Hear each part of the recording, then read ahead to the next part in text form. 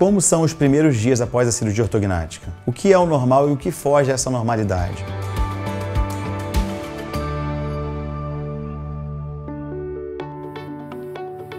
O principal fator que impacta aos pacientes e aos familiares nos primeiros dias de cirurgia é o edema, o inchaço. Nós esperamos que esse edema chegue no auge após 72 horas da cirurgia.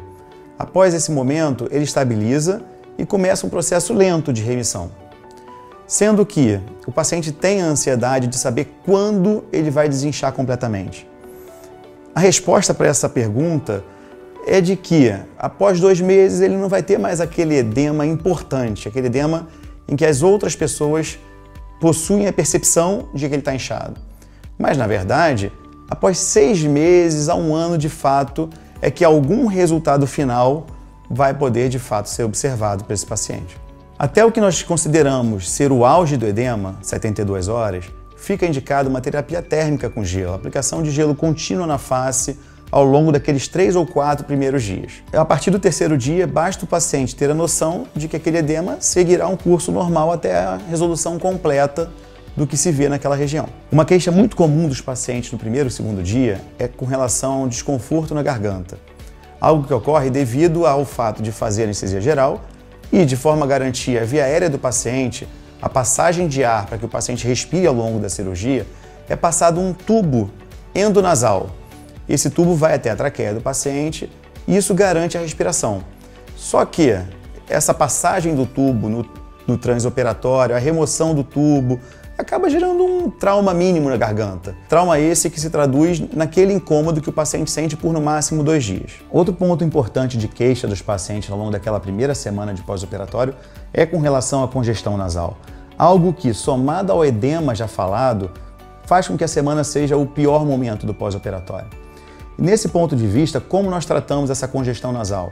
Através de soluções contendo vasoconstritores que reduzem o edema intranasal, além de outras soluções com soro fisiológico em sua composição, para gerar uma irrigação e lavagem da cavidade nasal. Tanto pela questão da congestão nasal, quanto pelo afastamento extenso que é feito no transoperatório nos lábios do paciente, surge a orientação de o paciente estar sempre lubrificando os cantos da boca, principalmente, de forma a evitar pequenas feridas, pequenas crostas que tendem a se formar. Já um ponto favorável, digamos assim, no pós-operatório é a ausência total, digamos, de dor. O paciente não costuma ter experiência de dor no pós-operatório e isso é uma experiência passada de paciente para paciente. Fato é que os pacientes não vêm a precisar de medicações analgésicas de grande potência. Isso é uma das coisas boas, digamos assim, num pós-operatório ruim de 1 ou 2 semanas, né? Outra questão muito importante, não simplesmente pelo momento da 1ª ou 2ª semana, mas do paciente ter ciência de que operou, naturalmente ele vai ter uma perda de sensibilidade temporária nos lábios, inferior e superior. A dormência, a parestesia que dura um pouco mais de maneira esperada, é do lábio inferior. A própria técnica cirúrgica gera essa manipulação do nervo naquela região com a intenção de proteção de tal nervo. Mas essa tal parestesia, que é uma queixa constante dos pacientes no pós-operatório, depois de 1 ano talvez, ela costuma ter um lado positivo, que é o fato talvez de ajudar o paciente a não sentir dor no pós-operatório. E de fato, é uma questão conhecida de que, apesar do procedimento ser um procedimento complexo, de importância, mas a dor não é algo presente no pós-operatório do paciente. Outro ponto importante é com relação à orientação de higiene bucal. Higiene bucal já é importante na nossa rotina diária. No pós-operatório, já que a cirurgia é toda feita por dentro da boca, as incisões são internas, o paciente tem que ter um pouco mais de cuidado do que o normal na questão da higiene. Saber que pode sim escovar em cima dos dentes, escovar em cima da gengiva, mesmo que chegue um pouco mais próximo da região dos pontos, mas aquilo não vai gerar nenhum problema, pelo contrário, vai gerar todo um conforto, vai trazer um bem-estar que o paciente precisa para aquele momento inicial.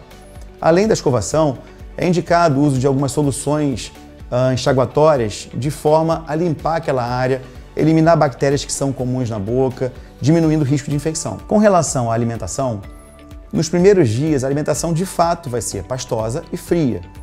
A partir do 3º, 4º dia, o paciente já pode eliminar o frio e evoluir para uma alimentação morna, quente, sem ter nenhum problema. Já com relação à consistência dos alimentos, o paciente vai ter uma evolução um pouco mais lenta, de acordo com a percepção e o conforto dele. Claro, chegar num alimento mais fibroso, carne, coisas do tipo em que ele tenha que mastigar, já que ele tem agora uma mordida nova, é algo para ser trabalhado com um pouco mais de calma, talvez com a ajuda do fisioterapeuta, do fonoaudiólogo, de exercícios que o paciente vai fazer no pós-operatório para se acostumar com essa nova mordida e conseguir cortar melhor alimentos mais duros. É esperado que ocorra um certo grau de perda de peso nas primeiras semanas.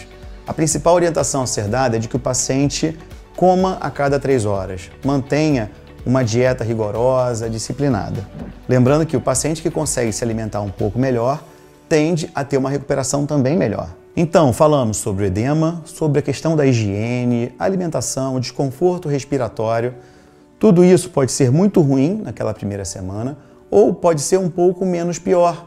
Depende muito da maneira como o paciente encara a cirurgia e o impacto que a cirurgia tem na mente do paciente. Portanto, prepare-se para a cirurgia com o máximo de informação acerca do que vai ser feito e com tranquilidade.